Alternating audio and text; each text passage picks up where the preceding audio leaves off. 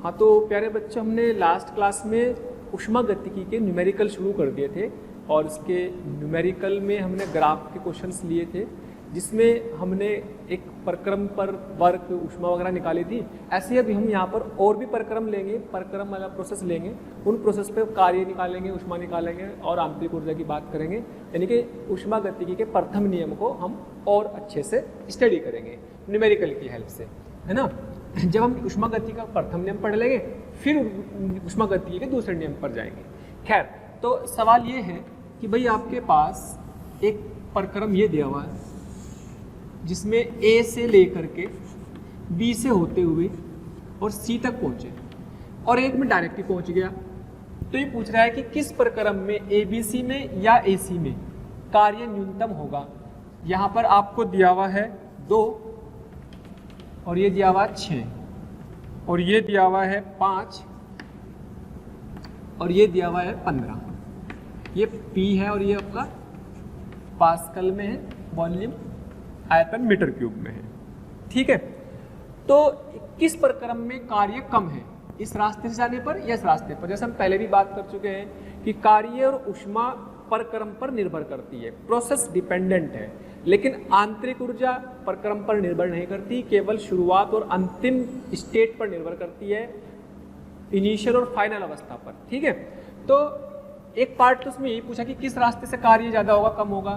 दूसरा पार्ट में उसने पूछा है कि अगर ए पर यू ए की वैल्यू 10 जूल है, आंतरिक ऊर्जा ए पर 10 जूल है ना, आंतरिक ऊर्जा ए पर 10 जूल है, एंड क्यू ए सी बराबर 200 जूल है, 200 जूल है। तो कह रहा है यूसी बताओ। दूसरा पार्ट समझ में आया। इस ए से सी रास्ते पर गए, ए से सी डायरेक्ट, तो उसमें 200 जूल लगी ऊष्मा, तो उस सी की आंतरिक ऊर्जा कितनी है। तीसरा पार्ट बोला है कि इफ यूबी की वैल्यू 20 जूल है, तो ए से बी में कितनी ऊष्मा, यानी कि QAB, कितनी ऊष्मा QAB की आवश्यकता है,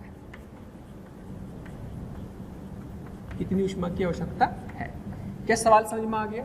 क्वेश्चन में क्या दिया है, एक साइक्लिक, एक आपको ए से बी का प्रक्रम दिया है, एक ए से सी, यानी कि आपने किसी गैस पर ऐसे प्रक्रम लगाया या ऐसे लगाया, सी तक पहुंचाया उसे, 2 प्रक्रमों तक सी तक पहुंचे। तो पहले तो बोला कि इस रास्ते में कार्य ज्यादा है या इस रास्ते में ज्यादा है, ये बताना है। दूसरा ये बोला है कि भाई अगर ए पर आंतरिक ऊर्जा ये है और ए से सी में जो है इतनी ऊष्मा हमने दी, तो सी की आंतरिक ऊर्जा कितनी है। तीसरा बी पर आंतरिक ऊर्जा दी थी, तो ए से बी में कितना ऊष्मा है ना। चौथा जो भी सब कुछ पूछ सकता है, लेकिन फिलहाल इतनी चीजें पूछी है। मान लो कार्य भी पूछ सकता है, तो सबसे पहले तो हम कार्य की बात करते हैं। अगर हम ए से बी सी कार्य की बात करें, तो ए बी का कार्य प्लस ए सी का कार्य। ध्यान से देखो, ए से बी में वैसे तो डायरेक्ट पता लग रहा है यहाँ से यहाँ तक को आयतन नियत, तो कार्य इसके नीचे का क्षेत्रफल, ये वाले के नीचे का क्षेत्रफल कम होगा, ये वाले के नीचे का क्षेत्रफल ज्यादा होगा, और इसका तो 0 ही हो गया, यानी कि एबीसी रास्ते का कार्य ज्यादा होगा और एसी रास्ते का कार्य कम होगा। निकाल सकते हैं, लेकिन इसका कार्य कितना हुआ 0, और इसका कितना होगा क्षेत्रफल किसके बीच में, बीसी ग्राफ का, बीसी ग्राफ का क्षेत्रफल। ये 0 क्यों हुआ, क्योंकि इस वाले में क्या है, डेल्टा वी 0 है, आयतन में चेंज 0 है, यानी कि वी क्या है, नियत है। इस वाले में v का मान नियत है, 2 ही है यहाँ पर, तो 2 है तो नियत होगा, इसमें कार्य 0 है। इसके नीचे का क्षेत्रफल कैसा होगा भाई, 15 तो ये, और ये कितने आगे, 6 में से 2 गए 4, तो लंबाई गुना चौड़ाई है ना, तो कितना क्षेत्रफल आ गया, 0 प्लस 15 गुना 4, यानी कि 60 जूल कार्य WABC में है, WABC में कार्य 60 जूल है। और भाई WAC की बात करें तो WAC की बात करें तो AC के नीचे का क्षेत्रफल, तो किसके नीचे का क्षेत्रफल, AC के नीचे का क्षेत्रफल, एसी के नीचे का क्षेत्रफल। तो इसके नीचे का क्षेत्रफल क्या होगा भाई, ये वाला। और ये क्या है, एक समलंब समांतर भुजाओं का योग और उनके बीच की लंबवत दूरी। तो समांतर भुजाओं का योग कितना है भाई, समांतर भुजाएं कितनी 15 और ये वाली कितनी 5, ये 5 हो गई और ये कितनी हो गई 15 हो गई। तो 5 + 15, 5 + 15 इंटू कितनी 4, तो 20, ये 2 से 2 कट जाएगा, 15 20 दूनी 40। तो जाहिर सी बात है WAC is less than WABC। तो इसमें सबसे न्यूनतम हुआ, इसमें कम हुआ, ये 40 है 60 जूल आया। पहला पार्ट हो गया, पहला पार्ट हो गया। दूसरे पार्ट की बात करते हैं। दूसरे पार्ट में A पर आंतरिक ऊर्जा दे दी और बेटे A से C में ऊष्मा दे दी। तो न्यूटन इसमें क्या लगा देंगे, पहला नियम, first law of thermodynamics. Thermodynamics ऊष्मा गतिकी का पहला नियम लगा देते हैं। फर्स्ट लॉ ऑफ थर्मोडायनेमिक्स मतलब FLOT, शॉर्ट में लिख देंगे बाय फ्लोट। फ्लोट मतलब first law of thermodynamics. First law of thermodynamics ऊष्मा गतिकी का पहला नियम क्या है, Q = U + W। चाहे ऐसे लिख लो और चाहे ऐसे लिख लो, एक ही बात है, समझ लो, DU + DW। आंतरिक ऊर्जा में परिवर्तन होगा जब ऊष्मा में परिवर्तन होगा, है ना। कहां से कहां तक की ऊष्मा, इसमें ऐसे लिख ले चलो DU DW। कहां से कहां तक गए भाई, A से C, A से C। तो ये भी A से C लिखेंगे और ये भी A से C लिखेंगे, है ना। A से C की हमें ऊष्मा दे रखी ना, तो हम A से C लगाएंगे। तो चलो लगा देते हैं भाई, ठीक है। तो आपके दे रखी 200 जूल, इतनी ऊष्मा इसमें गैस को दी। ये 200 जूल ऊष्मा क्या कर रखी, ये सप्लाई की, दी गई। अब दी गई तो उसका मतलब इसका साइन पॉजिटिव आएगा, तो 200 तो पॉजिटिव आ गया। ऊष्मा में परिवर्तन, तो ये कौन सी होगी, UC - UA, फाइनल अंतिम माइनस प्रारंभिक A से C में, प्लस वर्क कितना आया बेटे 40 जूल। तो 200 में से 40 गए तो UC कितना था, UC दे रखा है, UC निकालना है, UA दे रखा 10। तो UC - 10 = 200 - 40, यानी कि UC = 160 + 10, तो UC बराबर आ गया 170 जूल। 170 जूल आ गया। अच्छा, अब तीसरे पार्ट में UB दिया हुआ, तीसरे पार्ट में UB दिया हुआ, ध्यान से देखिए, तीसरे पार्ट में UB दिया हुआ। तो A से B में कितनी ऊष्मा, तो इनके A से B का प्रक्रम लो, A से B, A लो जी, बराबर UAB + WA। तो A से B में ऊष्मा निकालनी कितनी गई, तो ये UB - UA अंतिम माइनस प्रारंभिक, हमेशा आंतरिक ऊर्जा को अंतिम माइनस प्रारंभिक लिख लेंगे, प्लस AB का वर्ग कितना होगा, AB का वर्ग 0, क्योंकि A से B में क्या है, आयतन नियत, AB का वर्ग 0 है। ए लो जी। इस तरीके से हमें सारे प्रक्रमों को दिमाग में रखते हुए सवाल करने कि कब कहाँ कैसा कार्य निकालेंगे। अगर कार्य निकालने का आसान तरीका हमें मिल रहा है ग्राफ से तो बहुत अच्छी बात है, नहीं तो फॉर्मूले हमने पढ़े हुए ही हैं। तो QAB तो निकालना है भाई। QB दिया हुआ है 20 जूल, QB 20 जूल दिया हुआ, और भाई QA सॉरी UA 10 दिया हुआ, UA 10, तो बस हो गया 10 जूल QAB। आई बात समझ। इस तरीके से जब अपने प्रक्रम के सवाल होते हैं उनको करने में आसानी होती है। और एरिया वाला फॉर्मूला तभी लगाना जब ये पीवी डायग्राम हो, अगर पीवी ना हो तो फिर एरिया का फॉर्मूला नहीं लगता। हम इस पर पहले ही बहुत डिस्कशन, बहुत काम कर चुके हैं, ठीक है। हाँ जी, तो अगले क्वेश्चन पर आते हैं। अगला क्वेश्चन है हमारा, इसकी लैंग्वेज के हिसाब से आपको डायग्राम बनाना है खुद। लैंग्वेज दी होगी, लैंग्वेज में डायग्राम बनाना है। लैंग्वेज क्या है सुनते रहेंगे ध्यान से। सबसे पहले तो दिया कि इस गैस के 3 मोल हैं। कितने मोल्स हैं? 3 मोल्स हैं। और इसके लिए Cp दिया हुआ है 7r/2।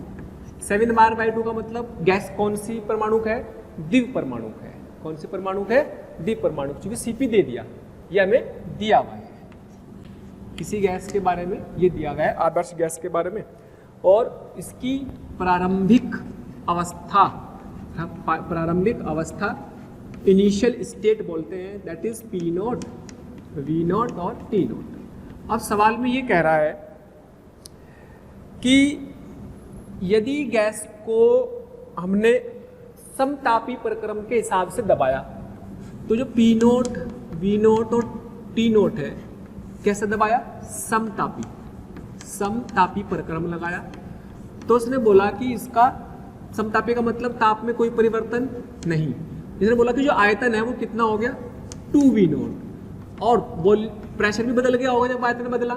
तो ये प्रेशर आपका जस्ट तो पता ही आपको कि जब आयतन डबल हुआ तो प्रेशर आधा हो जाएगा, पर मान लो फिलहाल इसको मैंने P लिख लिया, ठीक है। अब कह रहा है कि अब इसको समतापी प्रक्रम के हिसाब से इसका आयतन डबल करा। पहले पूरी लैंग्वेज लिख समझ लेते हैं क्या है। फिर कह रहा है कि इट इज कंप्रेस, अभी इसको दबाया गया, दबाया समदाबी प्रक्रम से, समदाबी प्रक्रम से। यहां पे कौन से प्रक्रम से दबाया? समतापी प्रक्रम। समतापी में ताप नियत, यहां पे कौन सा प्रक्रम लगाया? समदाबी प्रक्रम। तो समदाबी प्रक्रम से लगाने पर दाब में कोई परिवर्तन नहीं आया, है ना, दाब में कोई परिवर्तन नहीं आया, तो यानी कि V प्रोपोर्शनल टू T हो जाएगा, यानी कि ताप में परिवर्तन आएगा, है ना। तो ताप में मान लीजिएगा परिवर्तन आया, T हो गया, और आयतन V इसका बदल करके ये आ गया, V में लिख दिया, लेकिन दाब अपना वही रहा जो पहले था। भाई ये बदलेगा कि नहीं बदलेगा? मान लो T हुआ, लेकिन इसने बोला है कि इसको दबाया, और कब तक दबाया? टू इट्स ओरिजिनल वॉल्यूम, उसके जो वास्तविक आयतन था, दबाया कैसे? वास्तविक आयतन तक दबा दिया, 2v नोट से v नोट तक। तो जब वास्तविक आयतन तक दबाया तो जाहिर सी बात दाब तो वही रहा, चूंकि समतापी है, लेकिन आयतन बदला तो ताप भी बदलेगा। आयतन आधा रह गया, 2v नोट से v नोट रह गया, तो ताप भी आधा रह जाएगा, 20 समानुपाती T। अभी वो करेंगे, लेकिन सवाल में भाषा ये दे रखी। अच्छा, फिर कहा, और कहा इसने, और कहा कि इसको और दबाया, लेकिन कैसे? और दबाया सम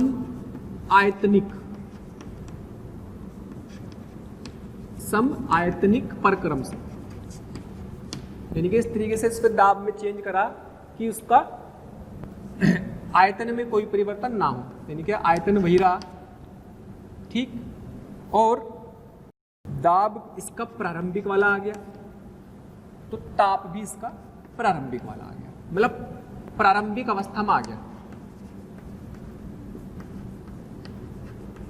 ऐसे इसको चेंज किया कि जो उसकी प्रारंभिक अवस्था थी उसमें आ गई। सवाल समझ में आ गया, और सवाल का मतलब ये है कि कोई गैस थी, उस गैस का प्रारंभिक दाब, आयतन और ताप दिया हुआ है, समतापी प्रक्रम के हिसाब से उसको आयतन को डबल करा। आयतन डबल करेंगे, समतापी का मतलब ताप समान, तो आयतन डबल करेंगे तो दाब भी बदलेगा। फिर इसको दबाया समदाबी प्रक्रम के हिसाब से, तो जो दाब यहाँ था वही दाब यहाँ रहेगा, आयतन को आधा कर दिया, ये सवाल में दिया हुआ है, तो ताप भी बदलेगा, ताप भी इसका आधा हो जाएगा, और वो निकाल लेंगे कितना आएगा, है ना। फिर यहाँ से दबाया उसको समायतनिक, आयतनिक का समान मतलब आयतन वही रखा, है ना, तो दाब भी इसका जो प्रारंभिक था वही आ गया, और ताप भी जो प्रारंभिक था वही आ गया। इस तरीके से उसमें हमने इसमें परिवर्तन किए। तो सवाल में और क्या पहला पूछा हुआ है, तो PV तथा PT डायग्राम ज्ञात करें, ड्रॉ करें। PV तथा PT डायग्राम ड्रॉ करें, खींचे।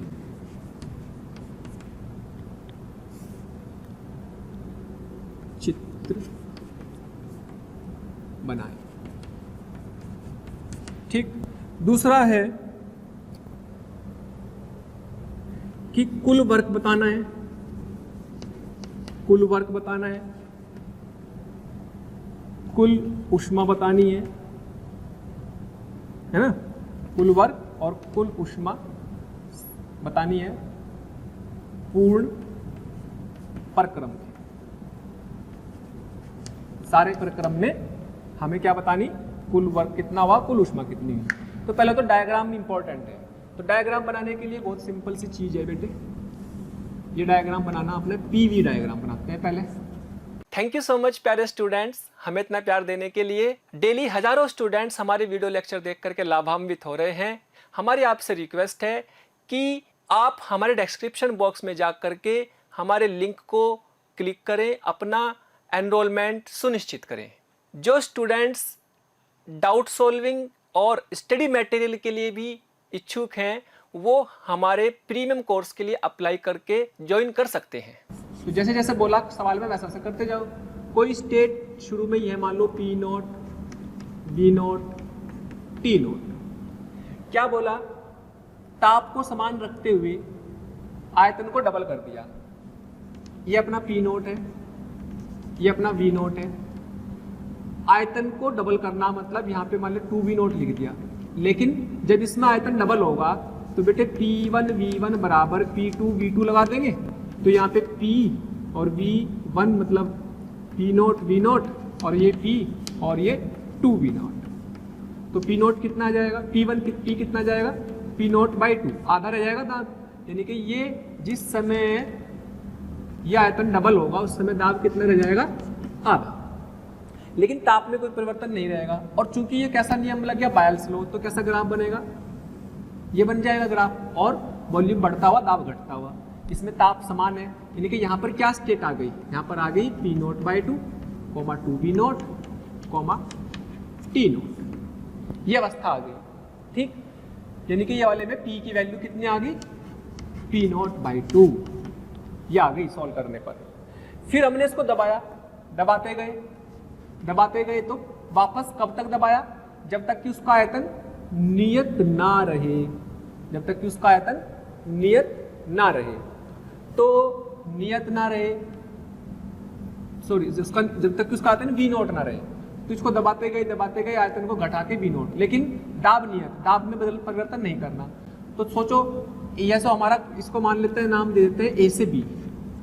तो B से C तक गए, ये A से B गए हम, और B से C तक के लिए, B से C तक के लिए दाब नियत है, तो V1 upon T1, V2 upon T2। तो V1 कितना था भाई? 2V note. T1 कितना था भाई? T note. यहाँ पे तो V है ना, 2V naught upon T note बराबर, ये निकालना है। तो ये V वाला V नोट अपना V नोट हो गया, तो ताप निकालना है T, तो ये कट जाएगा। तो कितना आ गया? T बराबर T नोट बाई 2। यानी कि यहाँ तक आते आते ये P नोट बाई 2 हो गया, V नोट हो गया और T नोट बाई 2 हो गया। ये स्टेट यार, मैं कह रहा हूँ कि ये जो ताप है ये कितना हो गया? T नोट बाई 2 हो गया, ठीक। और दाब उतना ही हो चुका।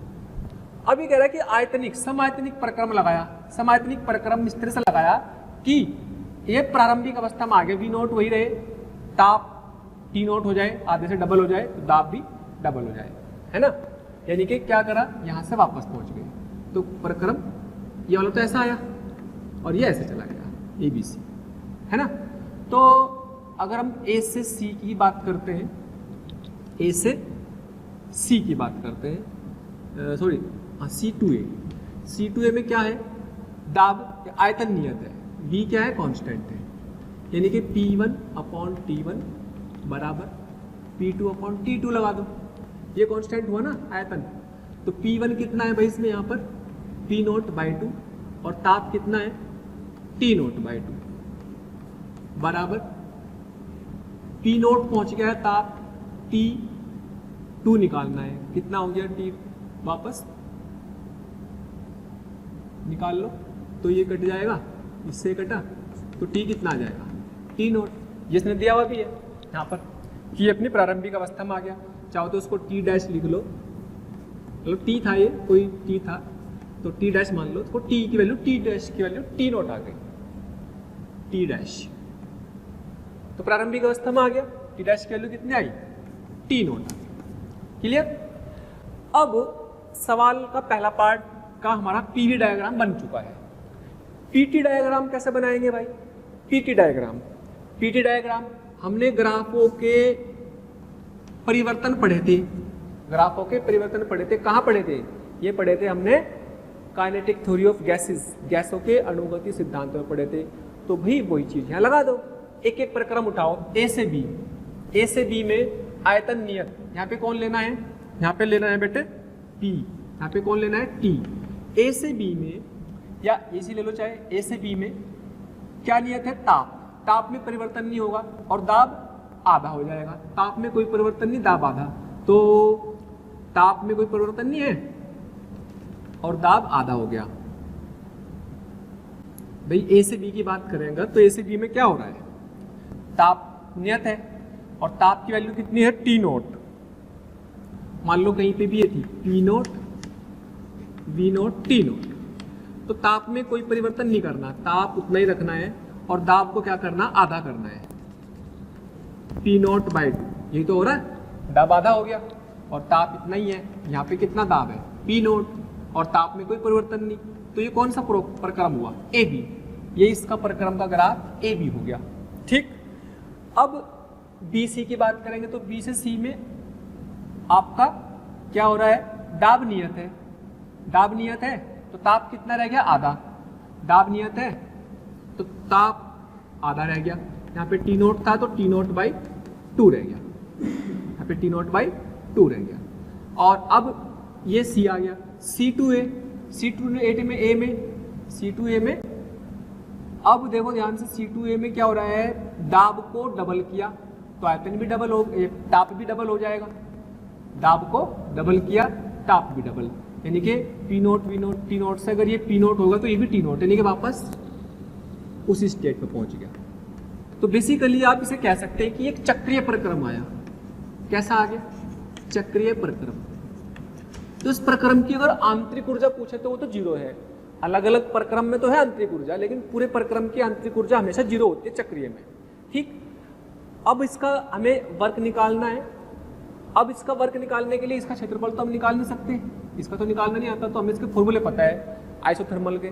तो ये समतापी प्रक्रम में कैसे वर्क निकालते हो हम पहले ही निकाल चुके, तो वो कार्य हम अब यहाँ निकाल करके यूज करेंगे और इसको इसके हिसाब से सॉल्व करेंगे।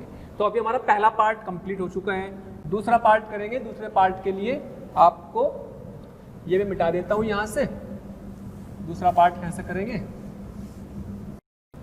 तो कार्य निकालना भाई डब्ल्यू ए बी सी।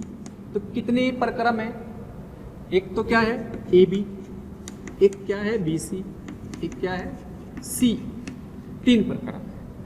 इन तीनों प्रक्रमों में सबसे ज्यादा अच्छा प्रक्रम कौन सा है, ए, ये वाला सी टू ए। ये ध्यान से देखो, इसका तो जीरो ही हो जाएगा क्योंकि इसमें आयतन क्या है, नियत। सी टू ए में आयतन नियत, तो उसका वर्क तो जीरो, उसको तो छुट्टी कर दो, है ना। B to C, B to C में इसके नीचे का एक क्षेत्रफल निकाल लो, निकल जाएगा आसानी से, है ना। तो बी से बी सी, या फिर क्या होगा, या फिर आप ये कह सकते हैं कि सम दाबी प्रक्रम है तो दाब समान है, तो P into V final minus V initial. तो आप इसको लिख सकते हैं P into P by two into क्षेत्रफल कितना, 2v naught minus V naught, final V naught हो गया माइनस 2v नोट। वैसे भी नेगेटिव आना चाहिए कार्य क्योंकि आयतन घट रहा है और नेगेटिव आ जाएगा। ठीक है, अपना आप आ जाएगा। ए से बी का कार्य कैसे निकालेंगे बेटे, ये कैसा प्रक्रम था, समतापी। समतापी का फॉर्मूला लगा दो। समतापी का फॉर्मूला क्या था भाई, समतापी का फॉर्मूला था nRT ln v final upon v initial. ये लगा दिया।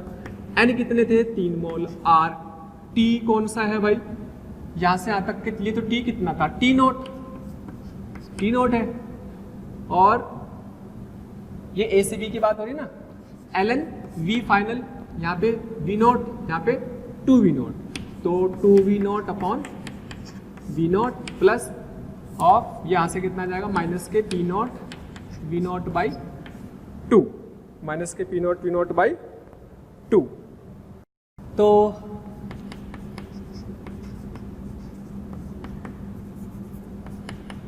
ए बी सी,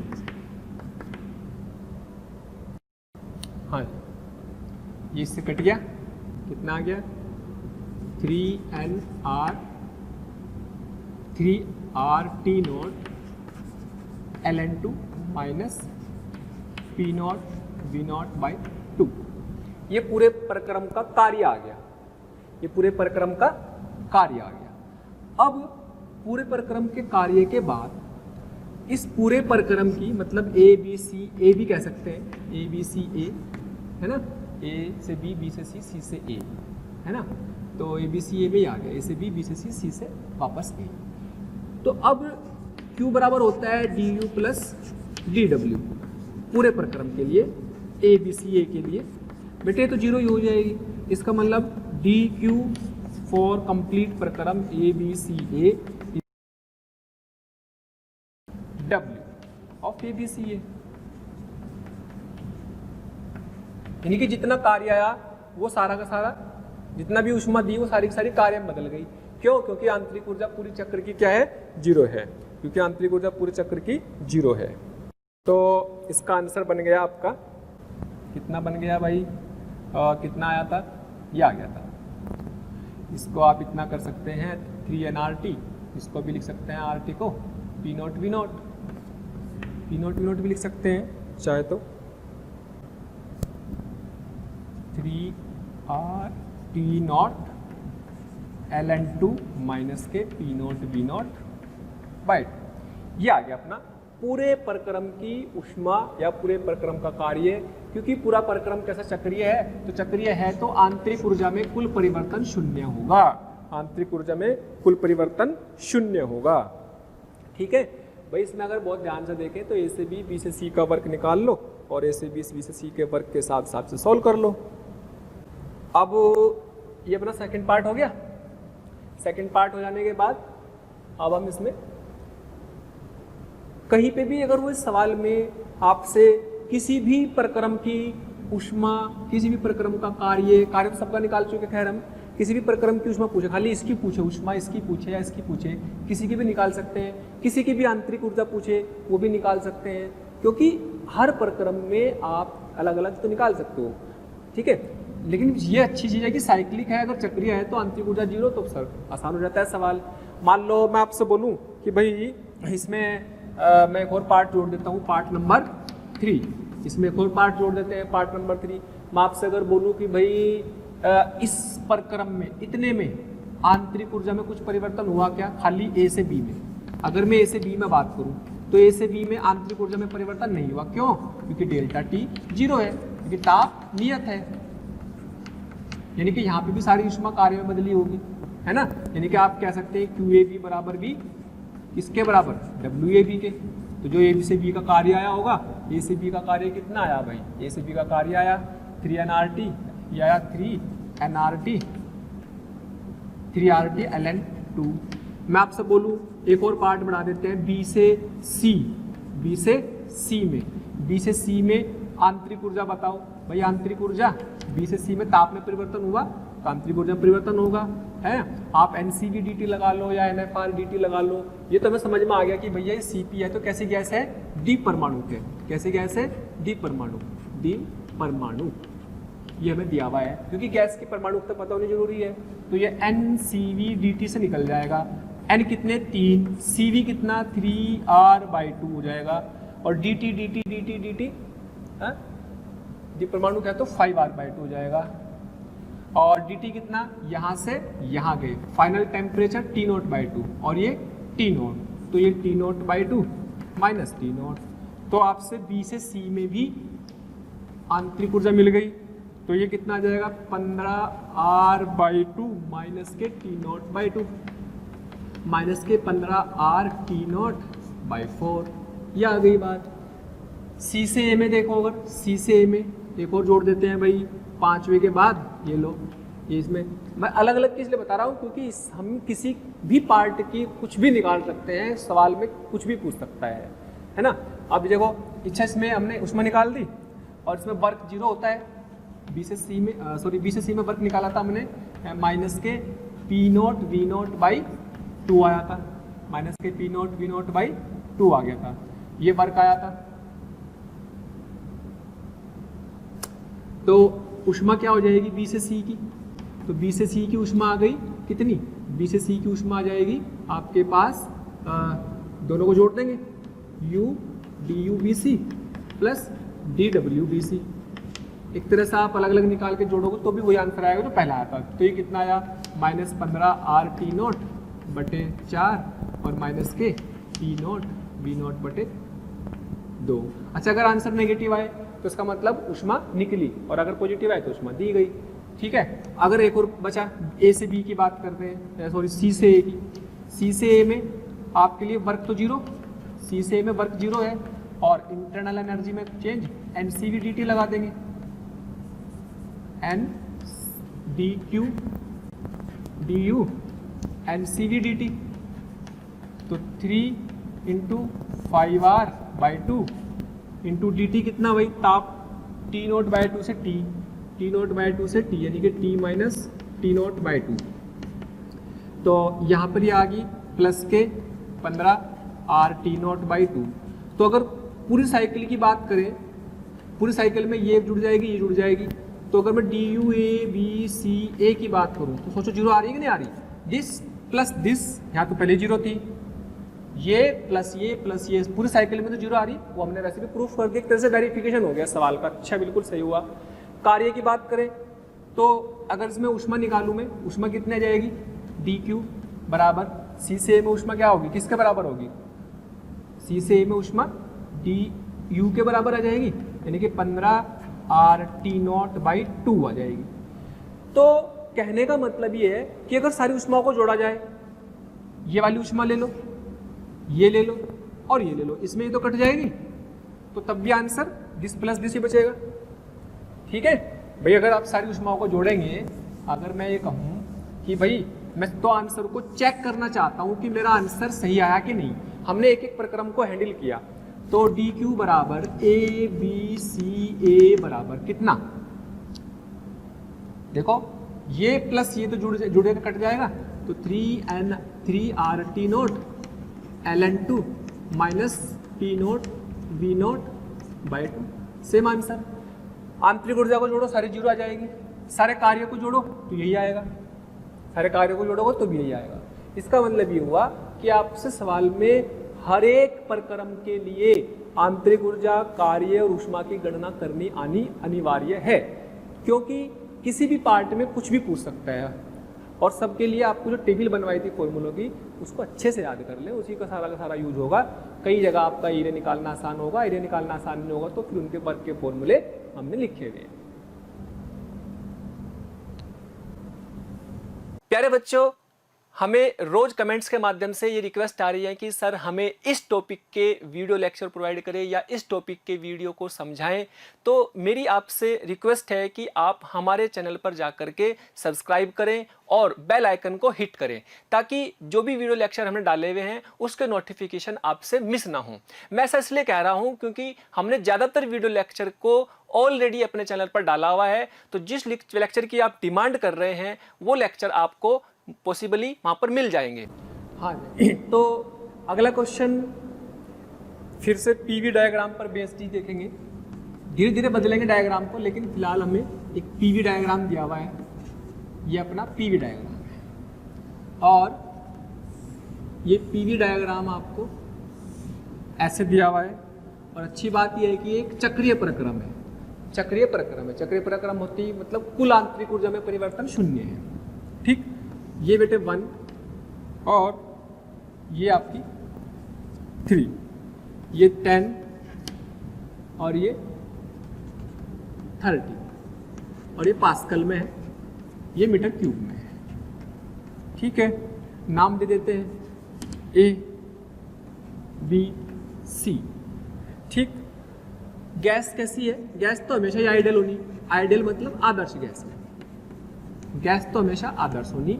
और आपको दिया हुआ है A पर आंतरिक ऊर्जा 0 है और B पर आंतरिक ऊर्जा 50 जूल है, B पर आंतरिक ऊर्जा 50 जूल है। B से C में ऊष्मा 90 जूल अवशोषित हुई, कितनी हुई, अवशोषित, कितनी अवशोषित हो गई B से C में। तो आपसे क्या क्या पूछा है, आपसे पूछा है कि C पर आंतरिक ऊर्जा कितनी है, आपसे पूछा है QAB में कितनी ऊष्मा, अवशोषित ऊष्मा कितनी हुई, अवशोषित ऊष्मा गैस द्वारा, गैस ने कितनी ऊष्मा अवशोषित की। C भाग में बोल रहा है UC, C भाग में बोल रहा है QAC, QAC कितनी है, कितनी ऊष्मा, कितनी ऊष्मा निकली, उसने कितनी ऊष्मा मुक्त की, रिजेक्ट कर दी। ठीक है भाई। और एक और पार्ट ले लिया टी, ए से ए बी सी ए, पूरे परिक्रम में कार्य कितना है। तो सबसे आसान तो यही है, पूरे परिक्रम का कार्य, साइकिल का कार्य क्या होता है पी डायग्राम में। तो चौथा पार्ट सबसे आसान है, लेकिन चलो बाद में देख लेंगे चौथे पार्ट को। लेकिन चूंकि हमें एक एक परिक्रम को उठाना पड़ेगा, ए बी भी है, बी ए सी भी है ना, और बी सी भी दिया हुआ, तो सब पे काम करना। तो काम करते हैं, एक एक परिक्रम पकड़ते हैं। मान लो ए से बी पकड़ा, ए से बी, तो बेटे पहले ए से बी की अगर बात करें तो ए से बी में हमें क्यू ए बी बराबर W A B plus U A, ये देखना। तो क्यू ए बी तो निकालना है, और सी कौन से में आ रहा, चलो कोई नहीं, जौन सा भी पहला निकल जाएगा वो देख लेंगे। क्यू ए बी निकालना है, नहीं कि सेकेंड पार्ट निकलेगा, कोई बात नहीं। ए से बी में, ए से बी में कार्य किसका, ये निकल जाएगा, इसके नीचे का क्षेत्रफल। तो कितना आया बेटे, आयतन बढ़ रहा, पॉजिटिव कार्य होगा, क्षेत्रफल पॉजिटिव हो जाएगा, है ना। और या फिर आप सीधे सीधे बोल सकते हैं कि समान दाब पर है, समदाबी परिक्रम हो रहा है, समदाबी। समदाबी परिक्रम का फॉर्मूला क्या होता था, P into V final minus V initial. तो P कितना 10, वी फाइनल कितना 3 माइनस 1, ये कार्य हो गया। ए से बी की आंतरिक ऊर्जा की बात करें तो यू बी माइनस यू ए। अब हमें यू बी दिया हुआ है क्या भाई, यू बी दिया हुआ है और यू ए भी दिया हुआ है, लो काम हो गया। तो कितना हो गया, ये तो हो गया 20 प्लस ये कितना हो गया 50 और ए कितना 0, लो जी 70 जूल तो आ गई है क्यू ए बी, यानी कि आपका बी ऑप्शन आया, बी वाले का आंसर आया। ठीक, अब हम चलते हैं ए बी के बाद बी सी पर, बी से सी पर चलते हैं। बी से चला तो बी से सी इक्वल टू ये बी से सी प्लस यू बी से सी। तो भाई बी से सी का वर्क, आयतन नियत तो वर्क 0, आयतन नियत, आयतन तो नहीं बदल रहा, 3 ही है, तो समायतनिक परिक्रम हुआ। समायतनिक परिक्रम हुआ तो क्योंकि उष्मा और कार्य परिक्रम पर निर्भर करते हैं, परिक्रम बदलेगा तो बदल जाएंगे चीजें। तो U C minus U A, final minus initial, प्रारंभिक, अंतिम माइनस प्रारंभिक करना। अच्छा क्यू बी सी दिया हुआ 90 दिया हुआ, और तो ये 90 दिया हुआ बराबर, और उसने दिया कि अवशोषित करती है, यानी कि प्लस करेगा, उसमें उष्मा ले ली, तो ले ली तो उसका मतलब प्लस का 90।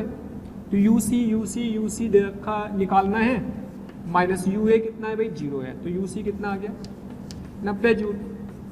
लो जी बोलो, कोई मुश्किल काम नहीं है सी से ए में। अब हम बात करते हैं किसकी, सी टू ए। सी टू ए में क्या करना भाई, इसके नीचे का क्षेत्रफल ये वाला सारा, तो सी टू ए का वर्ग निकाल लेंगे, यानी कि क्यू सी टू ए बराबर W C to A plus U C to A, इन सब में परिवर्तन। तो मेरे को सी टू ए चाहिए, वर्ग क्या होगा, इसका क्षेत्रफल। अगर बहुत ध्यान से देखें इसके नीचे का क्षेत्रफल ये क्या बन रहा, समलंब बन रहा। ये समांतर भुजाएं होंगी, इसकी समांतर भुजा कितनी की बनेगी 30 की है, ये 30 ये 10, इनके बीच की दूरी कितनी है, ये 2। समांतर भुजाओं का फॉर्मूला क्या होता है, समांतर समलंब चतुर्भुज क्षेत्रफल का 1/2 समांतर भुजाओं का योग गुना ऊंचाई, तो 1/2, या तो अलग अलग निकाल लो, इस त्रिभुज का अलग निकालो, उसका अलग निकालो, जोड़ दो या डायरेक्ट लगा दो। तो 30 प्लस 10 इंटू ऊंचाई कितनी बेटे इसकी 2, ये वाली तो होगी ना ऊंचाई, इसके समांतर भुजाओं के बीच की लंबवत दूरी, प्लस यू सी ए, तो ये कितना आया 2 से 2 कटा, तो 30 प्लस 10 40, यू सी ए का मतलब U C minus U A 40 plus U C हम निकाल चुके 90, ए कितना 0, तो 9 और 4।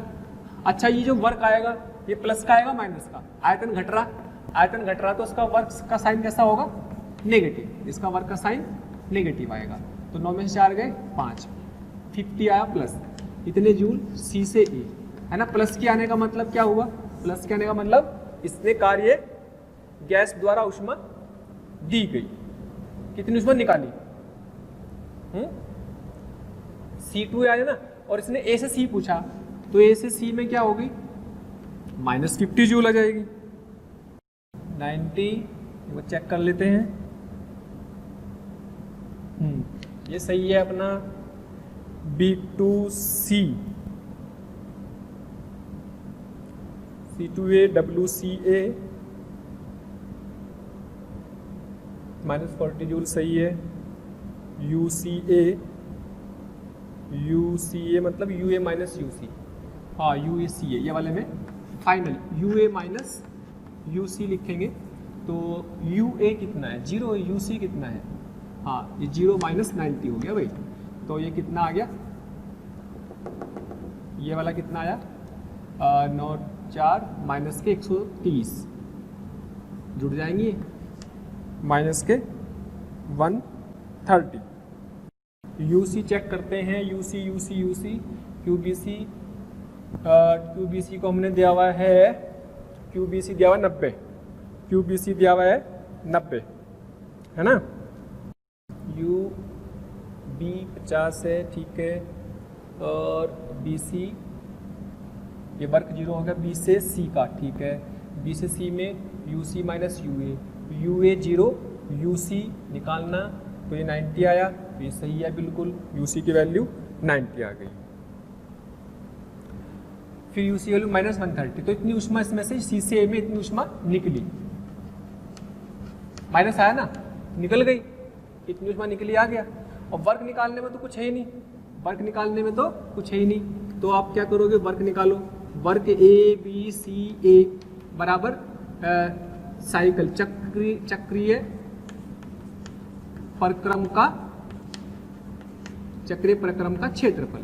तो ये चित्र क्या है, चक्रीय परिक्रम ट्रायंगल है, और कैसा है, ऐसे जा रहा anti clockwise, ACW, anti clockwise मतलब दक्षिणावर्त, क्लॉकवाइज मतलब पॉजिटिव, एंटी क्लॉकवाइज मतलब नेगेटिव आना। तो माइनस के 1/2 इंटू एरिया ऑफ साइकिल कितना आएगा, 1/2, ऊंचाई कितनी, आधार कितना 2, ऊंचाई कितनी, यहाँ से यहाँ तक कितनी ऊंचाई है बेटे वाली, आधार गुना ऊंचाई बटे 2, ये कितने जाएगी 20, तो 2 गुना 20/2, 2 गुना 20/2, तो माइनस के 20 जूल। माइनस के 20 जूल माइनस क्यों लगाया, क्योंकि कैसे साइकिल है, एंटी क्लॉक, घड़ी के सुइयों के चलने की विपरीत दिशा में। अगर ऐसा है तो माइनस का लगाते हैं, घड़ी के सुइयों के चलने की दिशा में है तो पॉजिटिव लगाते हैं, है ना, इसलिए माइनस का जाएगा। ओके, तो इसको आप समझे, कोई दिक्कत हो, कोई डाउट हो कहीं, उसको देखें। ओके, तो इसमें भी कहीं पे भी कुछ भी पूछ सकता है, तो कहीं पे हमारे फॉर्मूले में कुछ डाटा खुद दे देगा तो सीधे सीधा हो जाएगा आसान, डाटा खुद नहीं देगा तो हमें फॉर्मूले भी लगाने पड़ेंगे, ठीक है। और यहाँ पे ध्यान रखेंगे भाई इस चीज़ का, ये BC था तो UC माइनस UB, ये B है ना, और UB तो हमारे पास कितनी थी, UB की वैल्यू थी 50, तो ये अपना चेंज हो गया 140 होगा, और ये 140 होगा तो यहाँ पे भी चेंज आ जाएगा 140, और ये 140 हुआ तो यहाँ पर आ जाएगा 180। तो ये चीज़ चेक कर ले, गलती ध्यान रखना, यहाँ मैंने ये लिख दिया था ना, एक की वजह से गलत आ गया, तो UBC का मतलब UC माइनस UB, अब सही है ना, मैं चेक कर रहा था कि कुछ गड़बड़ है शायद, तो अब क्या बिल्कुल सही हो गया है। तो ये -140 हो गया, और -140 -180, अब बिल्कुल ओके, एक्यूरेट क्वेश्चन है। तो अब से नोट कर ले अच्छे से, जो गलती बताई उसको करेक्ट कर ले। अगर आपको हमारे वीडियो लेक्चर्स पसंद आ रहे हैं तो प्लीज़ लाइक और शेयर करना ना भूलें, इससे आपके साथी, आपके जो ज़रूरतमंद दोस्त और विद्यार्थी हैं उन तक भी ये वीडियो लेक्चर पहुंच जाएंगे, ताकि वो भी इससे लाभान्वित हो सकें। और अभी मैं यही कहना चाहूँगा कि आपका इतना प्यार और इतना स्नेह देखकर हमारी मोशन की पूरी टीम बहुत मोटिवेटेड है, और आपके इस प्यार के कारण, इस मोटिवेशन से ही हम और अच्छे से अच्छे कंटेंट आपको प्रोवाइड करते रहेंगे। हाँ जी, और देखते हैं, हमने देखा कि भाई कोई भी डायग्राम दिया होगा तो उसमें प्रक्रम होते हैं, PV डायग्राम दे दिया, तो PV डायग्राम में फ़ायदा बस ये होता है कि हमें उसका क्षेत्रफल निकालते हैं तो कार्य निकालने में आसानी होती है, लेकिन ज़रूरी नहीं है कि PV डायग्राम ही दे, ज़रूरी नहीं है कि PV डायग्राम दे, अगर कोई और दे रखा PT डायग्राम या BT डायग्राम तो फिर आपको क्षेत्रफल से कार्य नहीं निकलेगा, फिर आपको अकल ही लगानी पड़ेगी, फॉर्मूले लगाने पड़ेंगे। तो ऐसा सवाल भी देखते हैं कि मान लो आपको दिया हुआ है एक डायग्राम दिया हुआ है ऐसे, this is A PT diagram, this is A PT diagram, और एक साइकिल दे दी आपको इसकी, और यहाँ पर ये 300 केल्विन है, यहाँ पर ये 400 केल्विन, ये 1 एटमॉस्फेयर प्रेशर है, ये आपका 2 एटमॉस्फेरिक प्रेशर है, ठीक है भाई। और ये आपकी ऐसे, this is A B C D, ठीक है। गैस आदर्श है, आदर्श गैस 2 मोल है इसमें, 2 मोल गैस के हैं, ठीक है। और हीलियम है, कैसी गैस है? हीलियम, ठीक। तो पहला पार्ट कुल work A B C D A, कुल वर्क बताना, कुल कार्य। तो क्या इसका क्षेत्रफल निकाल के निकल जाएगा? नहीं। क्यों? क्योंकि ये पीटी डायग्राम है, पीवी डायग्राम नहीं है। पीवी डायग्राम होता तो बड़ा अच्छा रहता, लेकिन ये पीटी है तो उसमें नहीं कर सकते ऐसा। बी पार्ट, तो इसका मतलब इसमें सोचेंगे अलग अलग प्रक्रम में। बी पार्ट, कुल आंतरिक ऊर्जा में परिवर्तन। आंतरिक ऊर्जा में परिवर्तन तो चाहे साइकिल पीवी हो या पीटी हो, कैसे भी हो, पीवी, पीटी, वीटी, यूटी, कोई भी साइक्लिक चक्रीय प्रक्रम होना जरूरी है। अगर चक्रीय है तो मतलब आंतरिक ऊर्जा में कुल परिवर्तन हमेशा ही शून्य होगा, यानी कि इसका आंसर तो शून्य ही आना है। चाहे तो हम इसे वेरीफाई कर लेंगे, प्रूफ कर लेंगे इस चीज को कि भाई शून्य आता है कि नहीं आता है। सी पार्ट में बोला है कि कुल ऊष्मा में परिवर्तन, ठीक, ये निकालना है। चलो जी एक एक बात करते हैं। पहले हम एक प्रोसेस उठाते हैं ए से बी, है ना, ए से बी की बात करते हैं। तो चूंकि ये अपना पीवी डायग्राम नहीं है, फिर बता रहा हूँ पीवी डायग्राम नहीं है, तो इसीलिए पीवी डायग्राम ना होने के कारण इसका क्षेत्रफल निकाल के कुल कार्य नहीं निकलेगा। तो हमें क्या करना पड़ेगा, एक एक प्रक्रम उठाना पड़ेगा, सब प्रक्रम का कार्य निकालना पड़ेगा और जोड़ना पड़ेगा, और सब प्रक्रम की आंतरिक ऊर्जा निकालनी पड़ेगी, उन दोनों को जोड़ करके हीट निकल जाएगी, ठीक है। तो सबसे पहले ए से बी, है ना, और आर की वैल्यू दे रखी है 8.31 जूल पर मोल केल्विन, ये होती है आर की वैल्यू। ए से बी में कार्य है, आपको समझना क्या है कि भाई कौन नियत है, कैसा प्रक्रम, समदाबी। कैसा प्रक्रम? समदाबी, समदाबी है ए से बी, ठीक है, समदाबी प्रक्रम है ए से बी तक है। तो ए से बी के नीचे का एरिया निकाल लो, गलत हो जाएगा अगर एरिया निकालोगे। एरिया नहीं निकालना, क्या करना है, ए से बी के नीचे का एरिया नहीं निकालना। क्यों? क्योंकि हमें ताप दिया हुआ है, आयतन नहीं दिया हुआ, तो एरिया के पीछे मत पड़ना। समदाबी प्रक्रम का फॉर्मूला लगाओ, क्या था, या तो ये था P final minus V initial, या ये था NR T final minus T initial, ये था। तो हमें ताप पता है, तो 2 मोल पता है, R है, T फाइनल कितने भाई, 400 से 300, तो कितना आ गया 200 R, 200 R, बाद में R की वैल्यू रख लेंगे, 200 R आ गया, है ना। R की वैल्यू रख लेंगे अगर, तो 1622 जूल, क्योंकि R कितना है 8.31, ठीक है। ये ए से बी का कार्य आया, ए से बी का कार्य आ गया। अच्छा ठीक है, समझ में आ गई बात कि भाई हमने समदाबी प्रक्रम था उससे काम चला लिया। अब ए से बी का कार्य आ गया, बड़ी अच्छी बात है। बी से सी में बात करते हैं, बी से सी की बात करते हैं। पहले कार्य की गणना करते हैं सारी, पहले क्या करते हैं, कार्य की गणना करते हैं, ए पार्ट की गणना करते हैं। तो पहला कार्य तो पहुंच ले, फिर बाकी की जरूरत पड़ेगी तो कर लेंगे। तो बी से सी में क्या हो रहा है भाई, ताप नियत 400 नियत है, यानी कैसा होगा, समताप। कैसा प्रक्रम, समताप। समतापी प्रक्रम हुआ अगर, तो समतापी प्रक्रम के लिए क्या करोगे भाई, जे से लेके बी सी का वर्ग।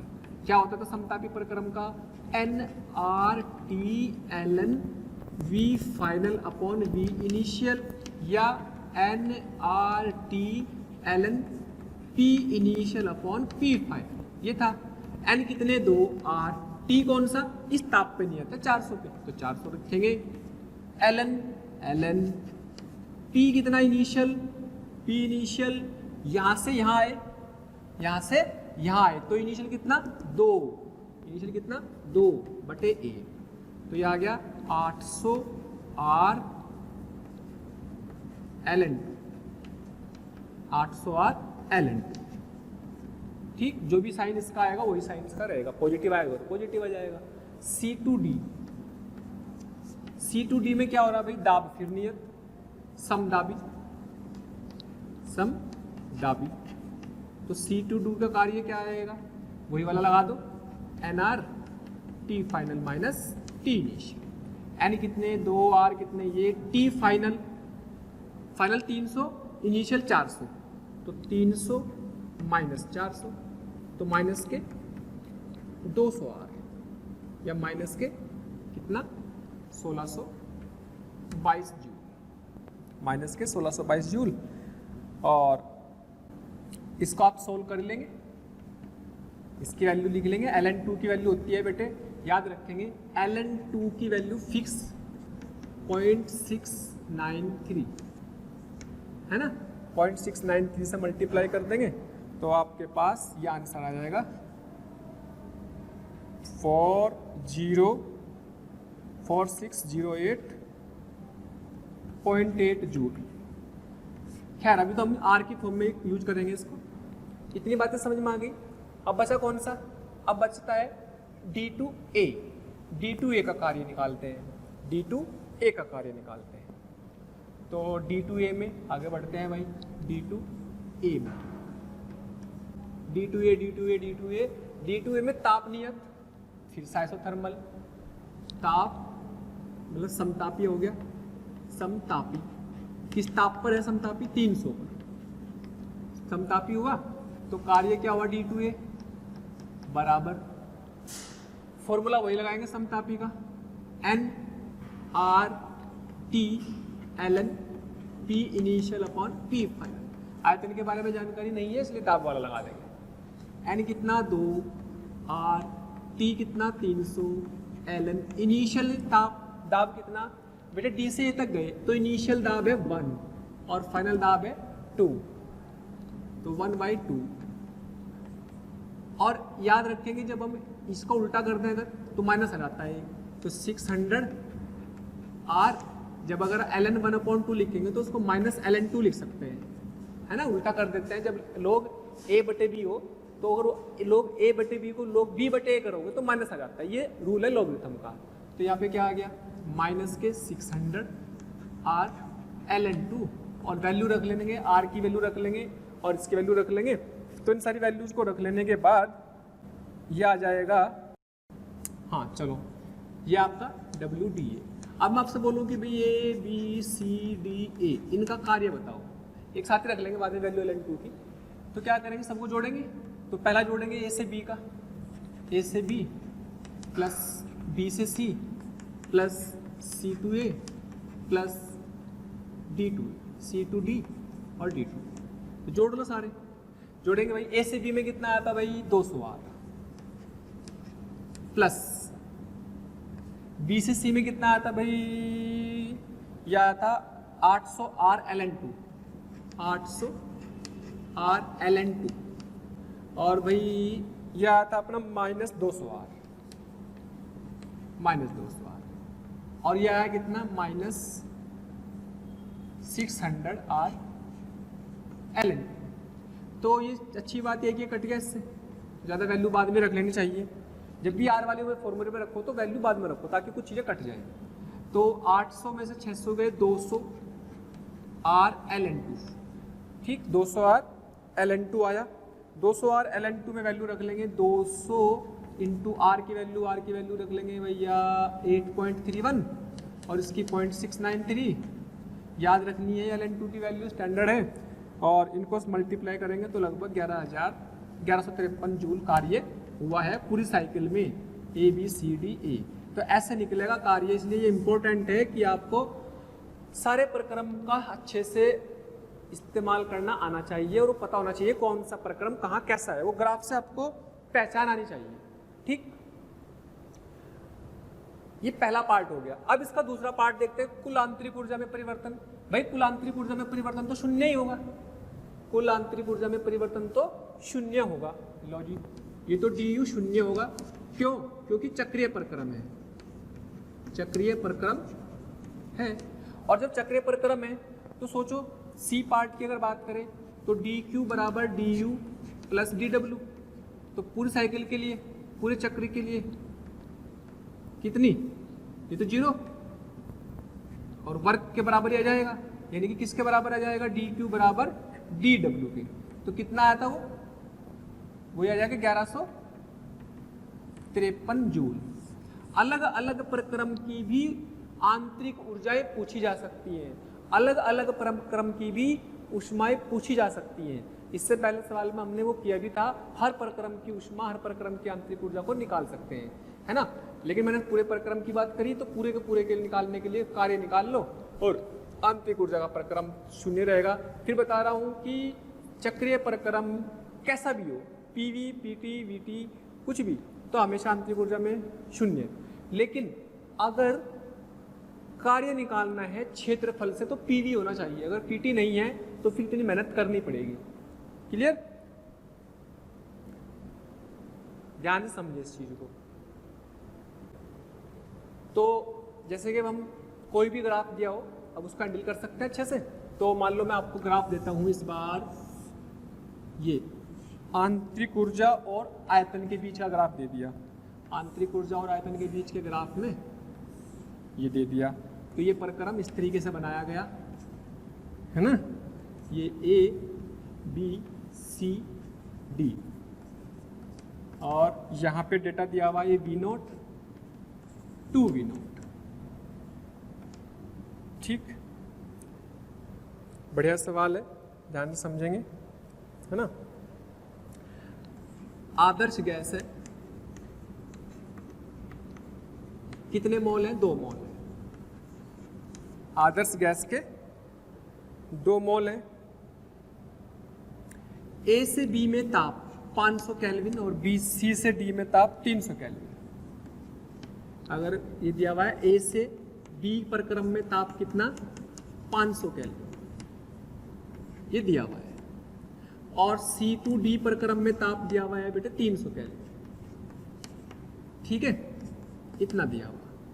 ये सवाल की लैंग्वेज में, भाषा में दिया हुआ है। पूरी साइकिल में, पूरी चक्रीय प्रक्रम में, पूरी चक्रीय प्रक्रम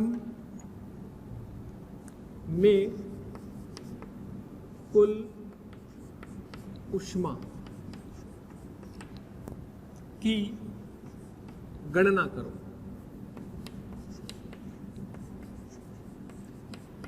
पूरे एक इसमें क्या निकालनी, ऊष्मा की गणना करनी।